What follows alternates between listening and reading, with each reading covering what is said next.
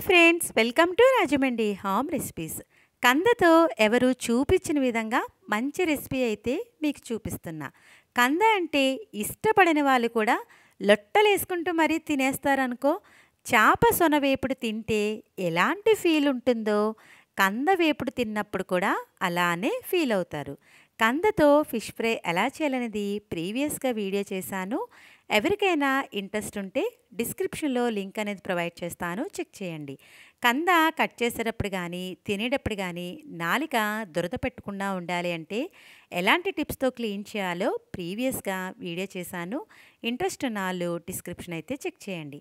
ఇలా క్లీన్ చేసుకున్న కందని ఈ సైజు ముక్కలు ఉండేట్టుగా కట్ చేసుకోండి. నేనైతే ఒక చిన్న సైజు కందని హాఫ్కి అయితే తీసుకుంటున్నా.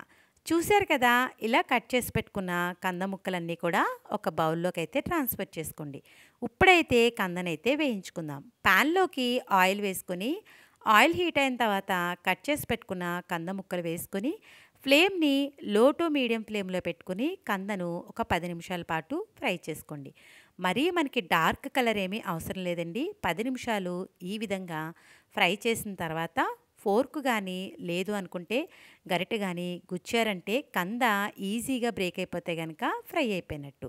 ఇలా ఉడికిన తర్వాత ఒక ప్లేట్లోకి ఆయిల్ లేకుండా కంద ముక్కలను మాత్రమే తీసుకోండి. దీన్ని పూర్తిగా చల్లారనివ్వండి. అదే ఆయిల్లోకి కరివేపాకు, ఒక 3 పచ్చిమిర్చి వేసుకోవాలి. సన్నగా చాప్ చేసి పెట్టుకున్న ఆనియన్ కూడా వేసుకొని ఫ్లేమ్ని లో టు మీడియం ఫ్లేమ్లో పెట్టుకుని ఆనియన్ అనేది కాస్త ట్రాన్స్పరెంట్గా ఫ్రై అయ్యే వరకు ఫ్రై చేసుకోవాలి. చూశారు కదా, ఆనియన్ అయితే వేగుతుంది కదా. ఈలోగా ముందుగా పక్కన పెట్టుకున్న కంద ముక్కలు కూడా చల్లారుంటాయి. మిక్సీ జార్లోకి వేసుకొని పల్సిస్తూ గ్రైండ్ చేసుకోండి. మరీ థిక్ పేస్ట్లా కాకుండా పల్సిస్తూ కోర్స్గా గ్రైండ్ చేసుకోండి. ఆనియన్ అయితే చక్కగా ఫ్రై అయిపోయింది కదా. అడిషనల్ టేస్ట్ ఉంటుందని చెప్పి జీడిపప్పును కూడా యాడ్ చేస్తున్నా. దీన్ని కూడా ఫ్లేమ్ని లో టు మీడియం ఫ్లేమ్లో పెట్టుకుని ఫ్రై చేసుకోండి. ఇప్పుడైతే స్పైసెస్ యాడ్ చేసుకుందాం. కొద్దిగా పసుపు, 1 స్పూన్ దాకా రెడ్ చిల్లీ పౌడర్, 1/2 స్పూన్ దాకా గరం మసాలా కూడా యాడ్ చేసుకోండి. ఈ స్పైసెస్ అన్నీ కూడా బాగా కలిసేలాగా లో ఫ్లేమ్లో పెట్టుకుని ఫ్రై చేసుకోవాలి. స్పైసెస్ చక్కగా వేగి ఆయిల్ అనేది పైకి తేలింది కదా. ఇప్పుడు 2 నుంచి 3 స్పూన్ల దాకా వాటర్ని కూడా యాడ్ చేసి ఒకసారి అంతా కూడా మిక్స్ చేసేసి టేస్ట్కి సరిపడా సాల్ట్ని అయితే యాడ్ చేసుకోండి. సాల్ట్ కూడా వేసాక ఇదంతా కలిపేసుకుని ఫ్లేమ్ని లో టు మీడియం ఫ్లేమ్లో పెట్టుకుని ఆయిల్ సపరేట్ అయ్యే వరకు కుక్ చేసుకోవాలి. ఇలా ఆయిల్ సపరేట్ అయిన తర్వాత మనం గ్రైండ్ చేసి పెట్టుకున్న కంద పేస్ట్ అంతటిని కూడా వేసుకోండి. కంద పేస్ట్ వేసేటప్పుడు ఫ్లేమ్ని లో ఫ్లేమ్లో పెట్టుకుని మాత్రమే ఉంచుకోవాలి. మీరు హై ఫ్లేమ్లో పెట్టారు అంటే కనుక మనకి మాడిపోతుంది. ఇలా కొద్దిగా పేస్ట్ని వేసుకుంటూ వీడియోలో చూపించిన విధంగా ఇలా కలుపుతా ఫ్రై చేసుకోండి. చూశారు కదా, ఈ విధంగా మొత్తం కంద పేస్ట్ వేసుకున్న తర్వాత ఫ్లేమ్ని లో ఫ్లేమ్లో పెట్టుకుని మాత్రమే ఫ్రై చేసుకోవాలి. కంద పిడిపు అనేది మనకి కాస్త పొడి పొడిగా వచ్చే వరకు మధ్యలో గరిటెతో కలుపుతా కుక్ చేసుకోండి.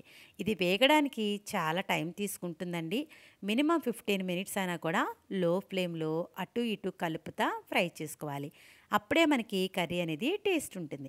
ఇలా కాస్త ఫ్రై అయిన తర్వాత 1 స్పూన్ దాకా అల్లం వెల్లుల్లి పేస్ట్ కూడా వేసుకొని ఫ్లేమ్ని లో ఫ్లేమ్లో పెట్టుకొని పొడి పొడిగా అయ్యేంత వరకు ఫ్రై చేసుకోవాలి. చూడండి, ఇదైతే మనకి కాస్త పొడి పొడిగా ఫ్రై అయింది కదా. ఇప్పుడు క్లీన్ చేసి పెట్టుకున్న కొత్తిమీరని కూడా యాడ్ చేసుకొని కొత్తిమీర అంతా కూడా బాగా మిక్స్ అయ్యేలాగా మిక్స్ చేసేసి మరొక 5 నిమిషాల పాటు లో ఫ్లేమ్లో ఫ్రై చేసుకుంటే సరిపోతుంది. ఇలా పొడి పొడిగా వచ్చే వరకు లో ఫ్లేమ్లో పెట్టుకుని మాత్రమే కుక్ చేసుకోవాలి. పొడి పొడిగా వచ్చిన తర్వాత సర్వింగ్ బౌల్లోకి తీసేసుకుంటే ఎంతో టేస్టీగా ఉండే కంద పిడిపు అయితే రెడీ అయిపోయింది. వీడియో నచ్చిందా? నచ్చితే ఒక్క లైక్ ఇవ్వండి. మీరు కూడా ఈ కంద పిడుపును ట్రై చేసి ఎలా వచ్చిందనేది మీ అమూల్యమైన ఫీడ్బ్యాక్ని నా కామెంట్ సెక్షన్లో తెలియజేయండి. Thanks for watching my video. Please like, comment, share, subscribe my channel.